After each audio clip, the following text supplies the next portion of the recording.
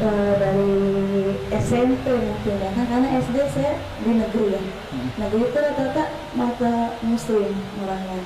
Jadi saya dengerin baca-bacaan muslim. Nah, dia mata itu dari SMP. Sampai saya pernah sempat nanya sama orang tua kalau saya mualaf gimana. Cuman orang tua tidak menyetujui karena kebetulan dari SD sih di sini. Dari SD ya. Oh, iya, berarti dari planet Bekasi tua ini. Baik. Jadi kira-kira apa yang membuat Kak Helen itu tertarik ingin memeluk Islam? Dari SMP mungkin ya kan, karena SD saya di negeri ya. Negeri itu rata-rata mata muslim orangnya. Jadi saya dengerin baca-bacaan muslim. Nah, dia mata itu dari SMP. Sampai saya pernah sempat nanya sama orang tua kalau saya mualaf gimana. Cuman orang tua tidak menyetujui karena di situ saya masih labil katanya. Dulu juga mama saya juga katanya pernah mau mualaf karena masih labil. Takutnya nanti kamu memainkan agama katanya. Oh gitu. Iya. Terus kebetulan saya dapet calon yang muslim gitu. Oh, gitu. Awalnya emang saya nggak disetujui sama orang tua. Cuman saya yakinin kalau laki-laki ini tuh bertanggung jawab. Dan saya juga udah sedikit-sedikit sih dari SMP tuh saya sedikit-sedikit belajar itu. Kira-kira di antara sekian proses pembelajaran itu satu titik aja yang paling berkesan gitu, kok tertarik masuk Islam? Contoh, kalau misal kita tertarik sama orang, ya kan, oh ternyata fisiknya, oh ternyata dia pinter, kayak gitu. Kalau misalnya kira-kira dari sudut pandang Kak Helen ini, tertarik masuk Islam itu karena apa? Saya senang dengar lagu lagu salawatan. Oh, sholawat. Iya. Jadi ini memang banyak sekali ya Bunda ya, Mas Davi, pendekatan orang-orang itu untuk tertarik Islam seperti itu. Kalau pernah ada cerita di Cina, di Arab Saudi itu kemarin ada proyek yang dikerjakan oleh orang-orang Cina, ya, tunnel. Bagian tunnel itu berarti bawah tanah ya, terowongan.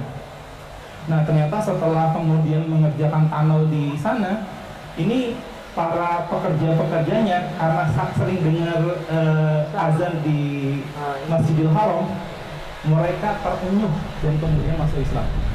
Jadi banyak sekali ya wasilah-wasilah manusia untuk menerima agama Islam itu lewat jalur manapun. Nah kalau misalnya kakak berarti karena sering dengar sholawat gitu ya, sholawat. Terus gimana respon orang tua hari ini?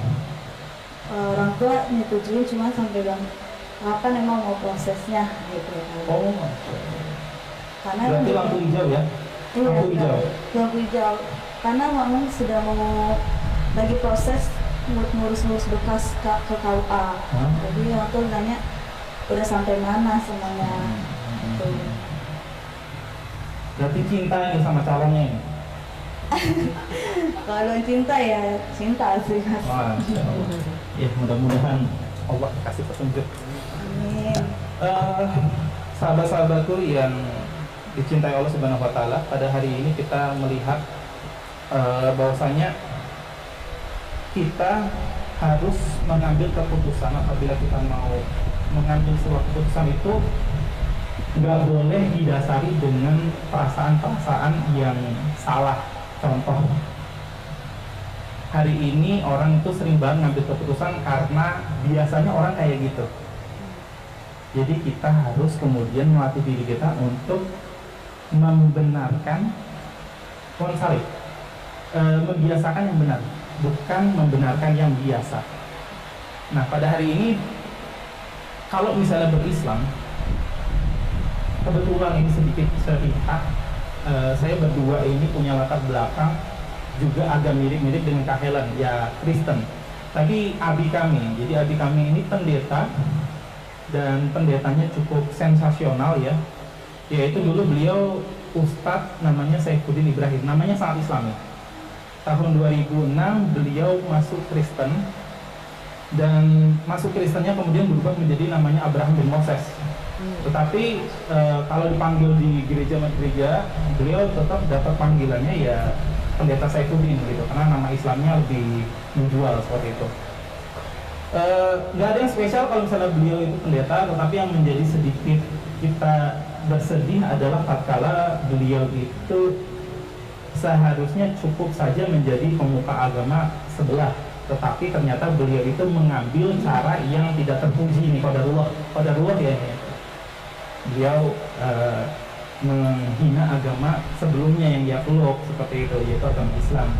Dan yang paling kemarin paling viral ya, beliau itu di YouTube-nya bilang bahwasanya Islam itu harus dihapuskan dari Indonesia dengan cara menghapuskan 300 ayat radikal di dalam Al-Quran seperti itu, sehingga beliau sekarang di Amerika gitu. Kalau di Indonesia pasti udah ditangkap namanya beliau itu. Jadi sudah target. Nah intinya dari hal ini adalah kita we feel you gitu, kita ngerasain kok kegundah gulanannya, karena kita ya waktu kecil ya akhirnya ikut aktifkan ke gereja ya, dari gereja kita ngapalin Bible seperti itu ya, itu dulu seperti itu. Dan alhamdulillah atas izin Allah kita bertemu dengan mantan mualaf, mantan Katolik, mohon maaf Bunda, mualaf mantan Katolik juga, namanya Ustadz Insan Mokobinta seperti itu, dan jelasin ke kita Mas Adam ini kita mau jelasin bahwasanya ayo balik ke Islam seperti itu. Jadi kita pernah juga merasakan apa yang barangkali dirasakan Kak Helen kayak gitu. Terus Kak Helen, saya ini sangat berbahagia apabila ada saudari atau saudara masuk Islam, karena privilege-nya itu nggak main-main ya Bunda ya. Privilege yang didapatkan seorang mu'alaf itu adalah semua dosa itu semua dihapuskan oleh Allah Ta'ala jika benar-benar bertaubat ya, kemudian masuk Islam. Kemudian seluruh kebaikannya itu dihimpun, dan tatkala syahadat sudah dikumandangkan ya, itu artinya keistimewaannya yang luar biasa adalah yang membedakan dengan kami yang muslim dari lahir itu sangat beda, karena ini udah nggak ada hijab lagi. Doa Kak Helen pada Allah Ta'ala itu direct kayak gitu, jadi nggak ada hijab. Maksudnya apa sih nggak ada hijab? Nggak ada penghalang.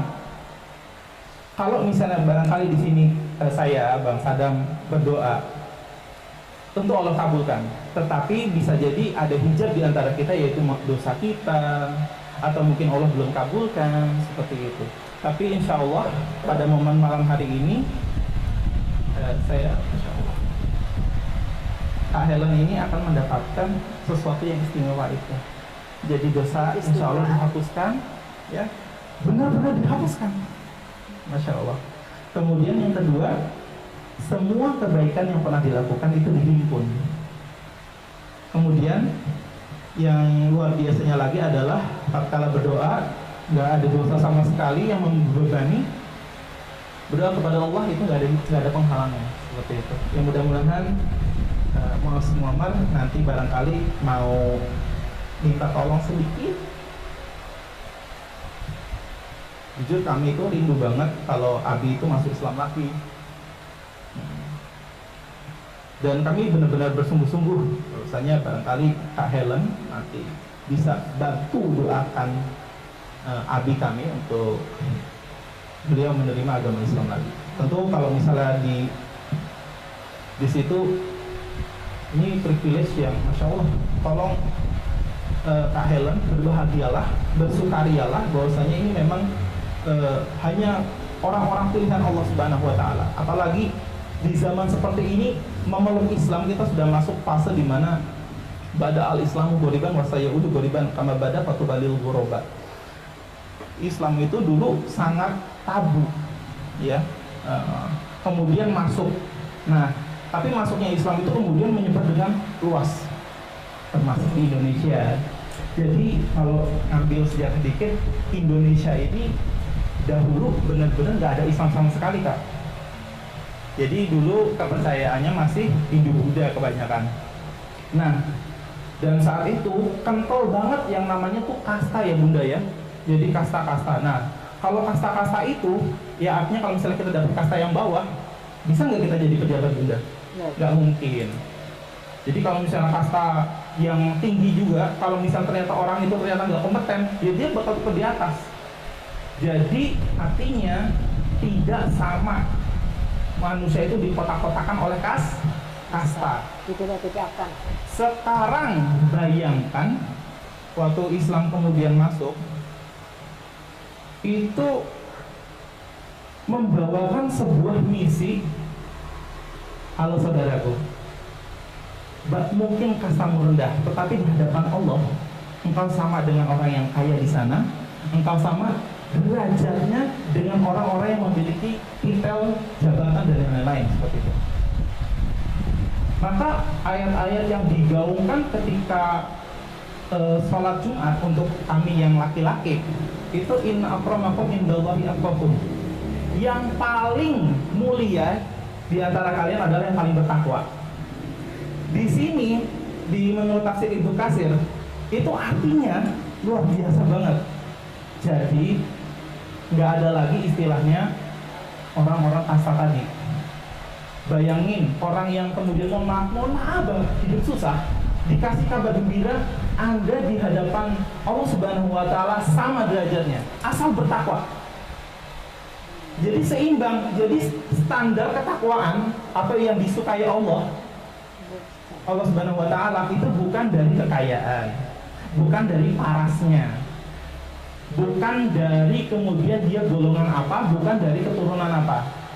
Bayangin dulu nih Kak Helen, kalau Tuhan atau sesembahan kita itu ternyata menilai kemuliaan seseorang berdasarkan kecantikan, berarti yang cantik doang yang mulia. Ya nggak adil nggak gitu? Nggak adil dong. Bagaimana kemudian kalau misalnya Tuhan kita, sesembahan kita itu menilai kemuliaan manusia berdasarkan kekayaannya, adil nggak? Nggak adil.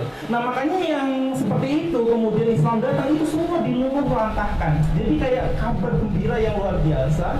Jadi hari ini yang bisa dilomba-lombakan adalah ketakwaannya seperti itu. Jadi orang Islam itu nggak boleh sedih. Karena kaya miskin bukan masalahnya, tetapi adalah bagaimana kita bertakwa kayak gitu. Nah kemudian supaya kita bisa senantiasa kuat imannya ya, yang biasa kita lakukan itu adalah mengetahui pertanyaan yang tepat dari setiap apa yang kita perbuat. Loh, kenapa? Karena kalau misalnya kita berbuat tanpa kemudian berpikir terlebih dahulu, yang jadi apa? Kacau, agak sembrono. Nah, makanya barangkali Kak Helen pernah dengar nggak pelajaran sederhana nih, 5W 1H. WH question, 5W 1H. What, who, where, when, sama why. Yang terakhir adalah how. Nih, coba Kak Helen, kira-kira di antara 5 pertanyaan 1H tadi, 5W 1H tadi, yang paling berbobot itu yang mana? Yang how ya, bagaimana ya? Kita analisa yuk. Jadi what itu kan apa? Terus who itu siapa? When itu kapan? Where itu di mana? Terus why itu mengapa? How itu bagaimana? Kita lihat yang paling berbobot itu yang mana? Kita analisa. Saya punya anak namanya Fatih, usianya tuh hampir 5 tahun.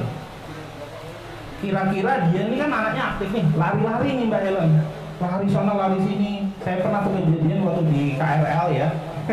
Dia lagi lari, repot gak tuh? Repot, orang kereta lalu lalang, orang keluar banyak.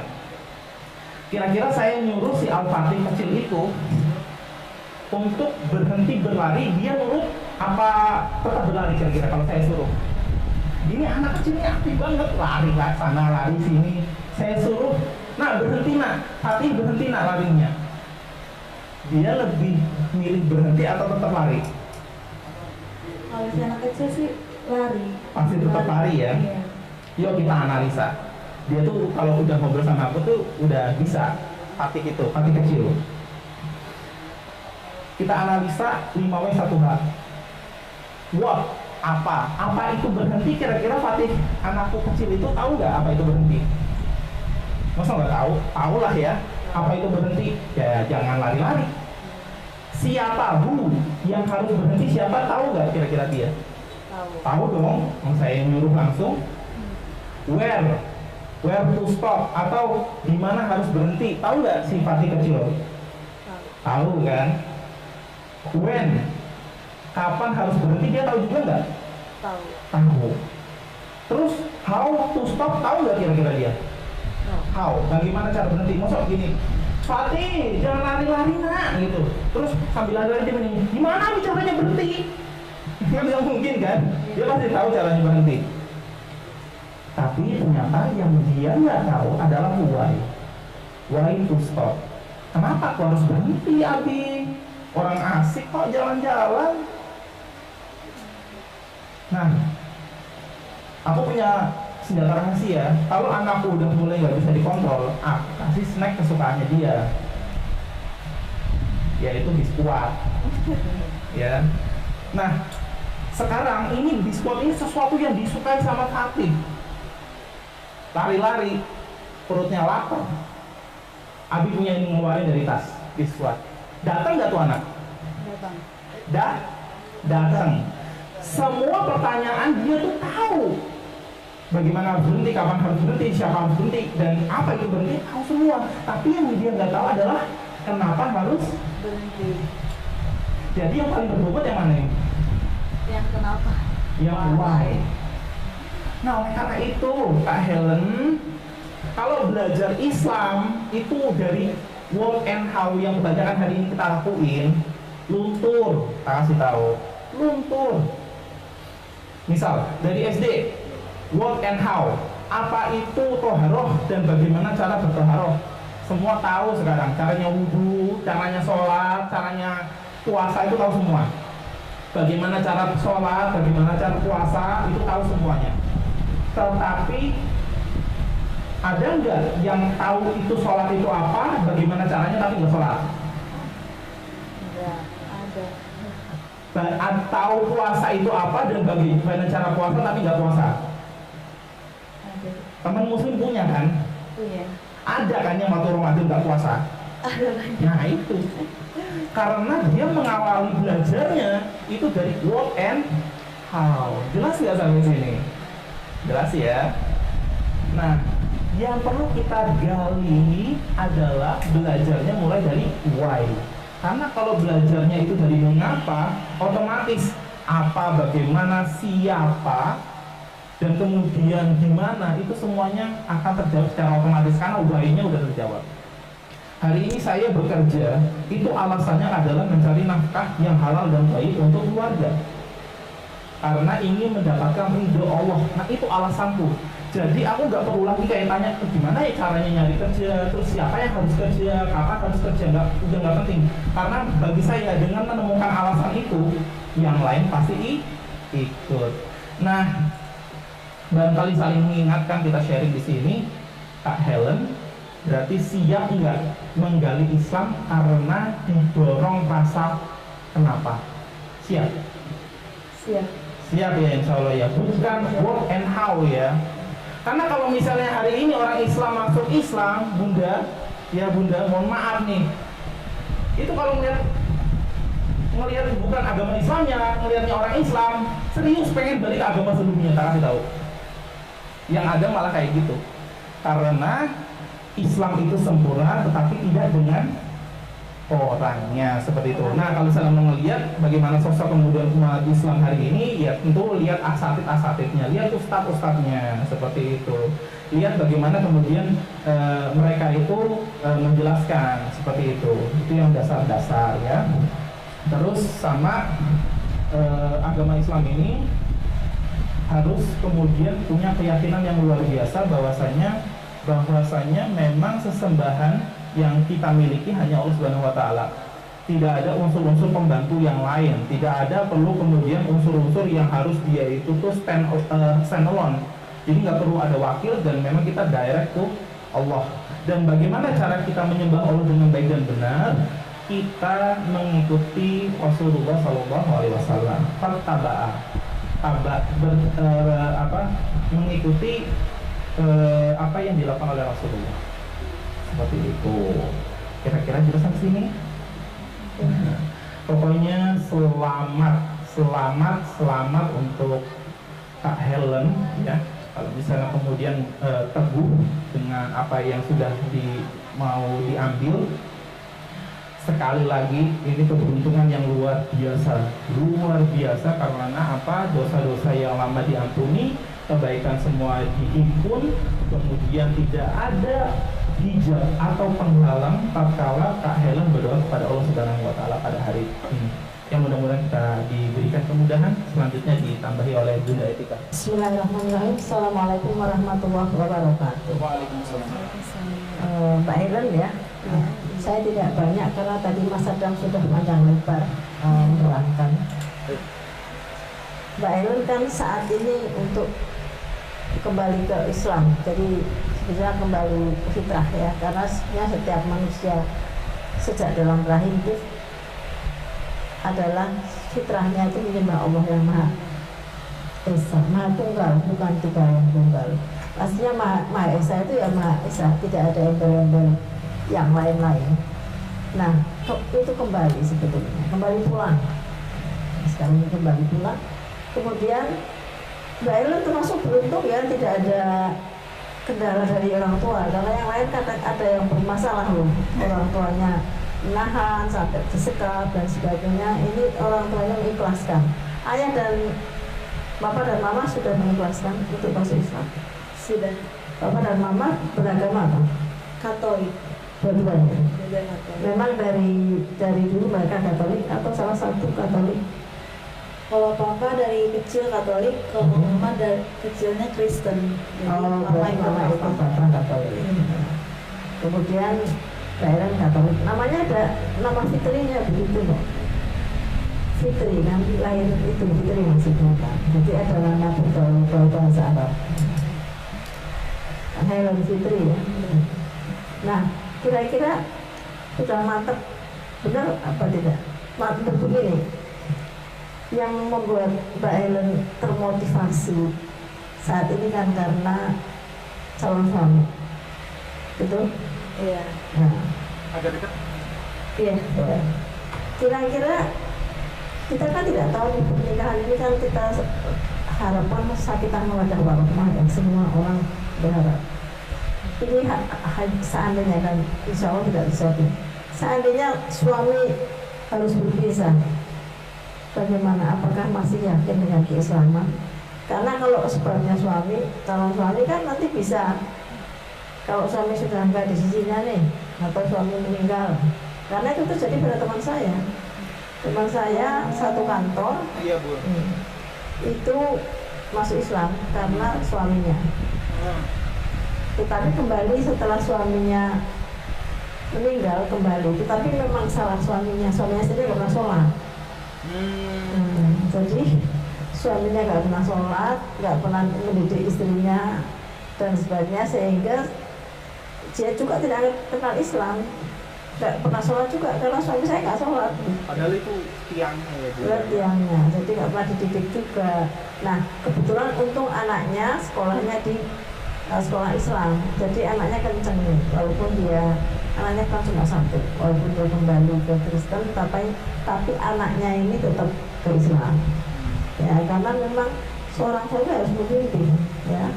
Kalau tidak memimpin, istrinya kan tidak mengenal Allah, tidak pernah sholat sama sekali. Jadi Islam hanya sebagai syarat untuk menikah. Gitu. Ya. Kira-kira semoga seorang suami bisa memimpin ya. Amin. Misalnya suami ini nggak ada nih, kita tidak berharap. Misalnya Mbak Helen bagaimana? Insya Allah menjalankan apa yang saya putuskan hari ini. Berapa bersaudara? 4. 4. Yang Islam baru Mbak Helen ya. Baru saya dong. Nah, yang lain masih Katolik ya. Masih kata. Yang kita doakan semua mereka semua mendapat hidayah ya. Nah, jadi apa dari saya itu banyak belajar tentang Islam dulu ya.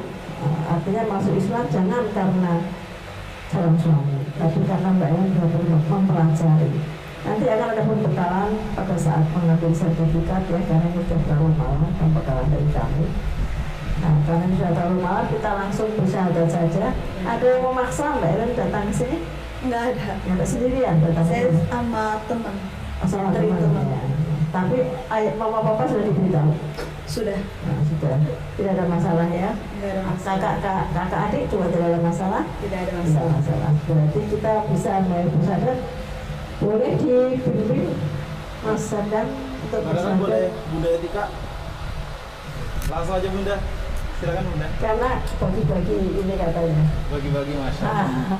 Bagi-bagi pahala. Baik, Kak Helen ya, ini pilihan yang harus benar-benar didasari dengan akal yang sehat, tidak ada paksaan dari siapapun, pihak manapun, dan harus dari hati, karena sekeras-kerasnya pikiran kita ya tentu saja adalah perangnya hati untuk kemudian kita bisa mencerna setiap apa yang kemudian kita ambil keputusan ini. Jadi akal dan pikiran sudah selaras, Sudah. nggak ada keterpaksaan. Sekali lagi, Tidak ada. kira-kira siap nggak nih kemudian menyembah Tuhan yang tidak ada kemudian sekutunya, wakilnya, dan kemudian lain-lainnya. Memang hanya benar-benar Allah Ta'ala. Siap. Siap. Siap tidak ketika Allah Subhanahu wa Ta'ala memerintah bahwasanya kita itu mengikuti apa yang diperintahkan Rasulullah SAW, Nabi Muhammad. Siap. Siap. Oke, siap. Baik. Baik, diikuti setelah saya ya. Bismillahi. Bismillahi Bismillahi. Ar-Rahman Ar-Rahmanir-Rahim. Ar-Rahim. Baik. Asyhadu an la Alla ilaha ilaha illallah illallah wa asyhadu wa asyhadu anna anna Muhammadan Muhammadan Rasulullah. Rasulullah. Aku bersaksi Aku bersaksi bahwa bahwa tiada sesembahan sesembahan selain Allah, selain Allah, dan aku bersaksi bahwa bahwa Nabi Muhammad Nabi Muhammad adalah utusan Allah. adalah utusan Allah. Masya Allah, alhamdulillah.